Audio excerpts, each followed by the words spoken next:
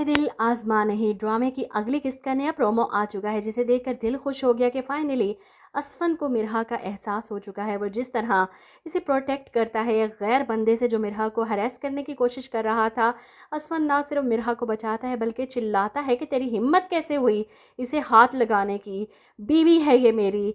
बहुत अच्छा लगा ये सुनकर। वहीं दूसरी तरफ शारिक ने अपनी असलियत दिखा दी। धमकी देने से पहले वो अनाइज़ा को एक बार मिलने इसके घर जाता है।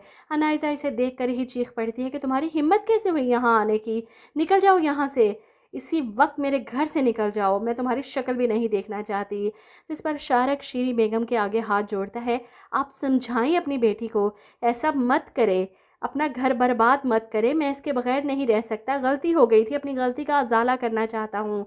लेकिन शीरिन बेगम तो पहले ही शारिक को पसंद नहीं करती थी। अनाइज़ा के सामने इसकी असलियत लाने की कितनी कोशिश की इन्होंने, और अब तो वो कभी भी इस बात के हक पे नहीं कि अनाइज़ा कभी वापस जाए, इसलिए वो धक्के देकर शारिक को घर से निकलवा देती हैं कि दफ़ा हो जाओ मेरी बेटी की ज़िंदगी से, बहुत जल्द तुम्हें खुला का नोटिस मिल जाएगा। अब ये सुनकर शारिक बिल्कुल भी परेशान नहीं होता, क्योंकि वो जानता है अगर घी सीधी उंगलियों से नहीं निकलता तो उंगली टेढ़ी की जाती है।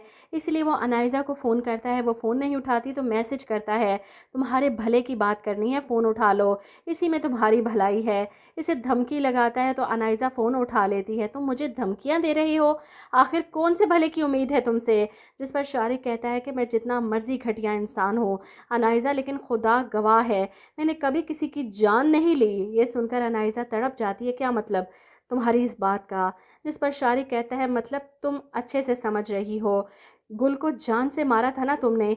ये सुनकर अनाइज़ा तड़प ही जाती है, तुम अब मुझे गुल का नाम लेकर ब्लैकमेल करोगे। जिस पर शारिक कहता है, नहीं नहीं, मैं ब्लैकमेल नहीं करूँगा, बल्कि तुम्हारी वो ऑडियो रिकॉर्डिंग जो मेरे पास है वो मिरहा को भेज दूंगा, बाकी का काम वो खुद कर लेगी। ये सुनकर अनाइज़ा तड़प जाती है, तुमने मेरी रिकॉर्डिंग की थी, तुम इंतहाई घटिया इंसान हो, आखिर चाहते क्या हो तुम।